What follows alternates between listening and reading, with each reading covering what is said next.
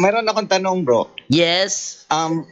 Kanang yung kapatid ko ba, mayroon siyang yung parang oil galing yon sa sikihor. I'm trying Uy. to help her get rid of it. Ay, So- nako. He have to get rid of it. English yun. English yun. Oo, Tagalogin ko. Ikaw bahala dyan, Lolo. Ilong ko dyan. Tabangan, tutulungan ko siyang, bro. Pero, baka hindi siya makapalo ng yung sequence na break, seal, and consecration, yung mga So, ang ko lang sana, protection prayer na lang siya. Tapos, tutulungan ko siyang ibaon. I think that, ganun na lang. Ano advice mo? Ang ko doon, bro, kung hindi i-break, seal, and consecration, baon na lang diretso. Hindi mawawala yung Okay na. hindi mawawala yung contamination. Andun pa rin. Andun pa rin, hindi mawawala. Yun ang sabi ni Brother Windel, kahit na ilibing pa yan, sabi ni Brother Windel na ang contamination ng demonyo. Sinabi ni Brother Windel minsan, Tagalogin ko na lang kasi Bisaya yun sabi ni Brother Windel. Ang pinakamahirap tanggalin na possess, yung malapit ng, yung marami ng albularyo na lapitan. Kaya kung napapasin niyo yung mga albularyo sa oras na sila ay naghihingalo na, matagal mamatay yun. Bakit? Pinapahirapan sila ng demonyo kasi kailangan nilang maipasa ang kanilang lihim na karunungan sa kanilang pamilya. Pag merong tumanggap sa naturang lihim na karunungan, 90% ng demonyo mapupunta doon sa tumanggap. Ang 10% mahahati yun sa kanyang mga kaanak-anak at saka kaapu-apuhan.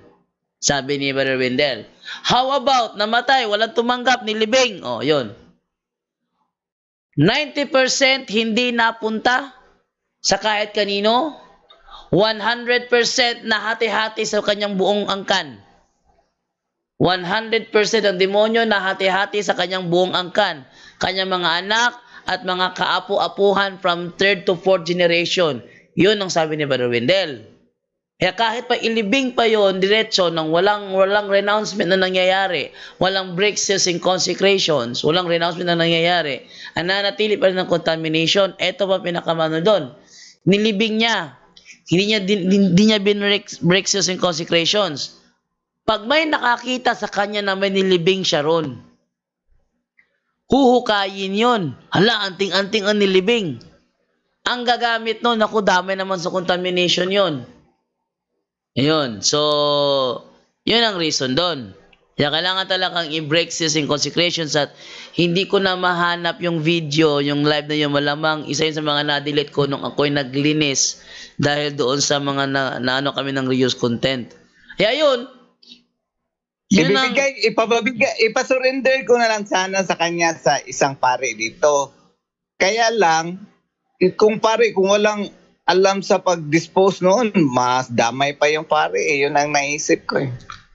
Hindi maano ang pare yan. Hindi maano ang pare yan. Hindi maano dahil ano lang. Meron naman sa sa handbook, turuan, meron kang handbook, 'di ba, Brother Luis? Mayroon.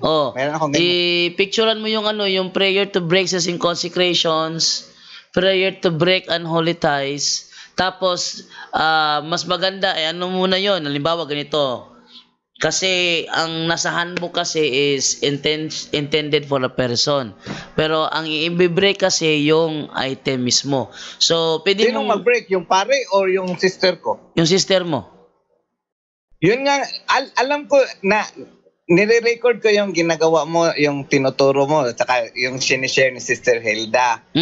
Ang lang noon, kung hindi siya makapalo ng instruction bago niya ilibing, sasamahan ko siya. Para mas maganda. At saka gumawa kayo ng step by step kung paano yun yung proper disposal. Naano ko naman yun, yung pag nandoon na yung item, isa lang naman yun. Tinutulungan ko lang siya. So mag-ano ka ng perimeter of protection, mag-sprinkle ng holy water around. Di ba? Yun ang 1. Yan. Pagkatapos, mag-prayer of protection ka, that's 2. Tapos, break seal and consecration, sabihin mo 3 beses, that's 3. Tapos, i-get rid mo na, tapos, cleansing prayer. Yun. Pagos, maghugat ng oil. O yun.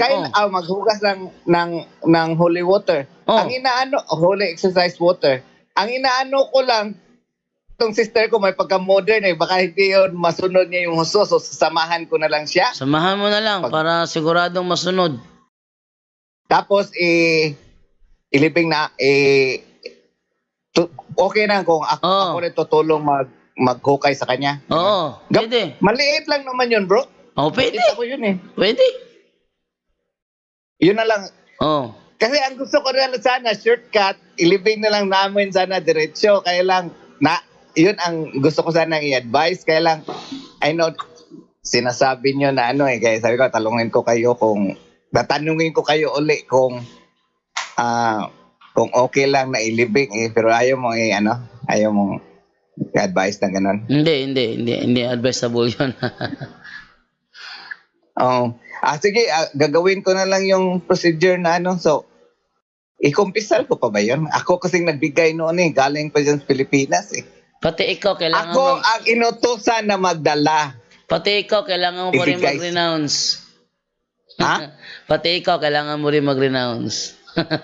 Nire-renounce ko na kahapon. Natandaan ko sige. sa adoration. Okay. Ayan ha. So sa mga gustong makaalam ng itsura ng naturang handbook, narito ang Catholic Handbook of Deliverance Prayers by Father Jose Francisco Siquia. Yan. Yan ha. Yan ang ayan ang cover ng aklat. Huwag kayong paliligaw.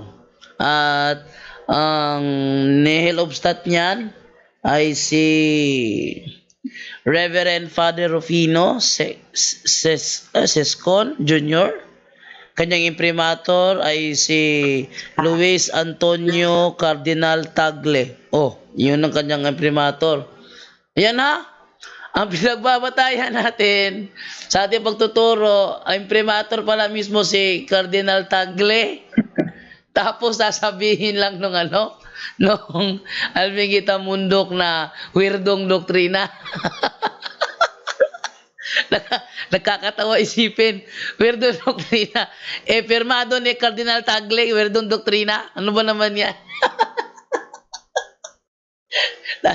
Nakakatawa. Ngayon ko lang nalaman na pala, Cardinal Tagle pala Archbishop of Manila.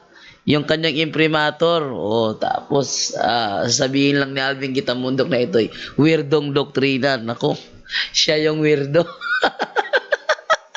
Okay. At any question pa, Brother Luis? Okay na bro. Kumusta na lang sa iyo dyan lahat, Father?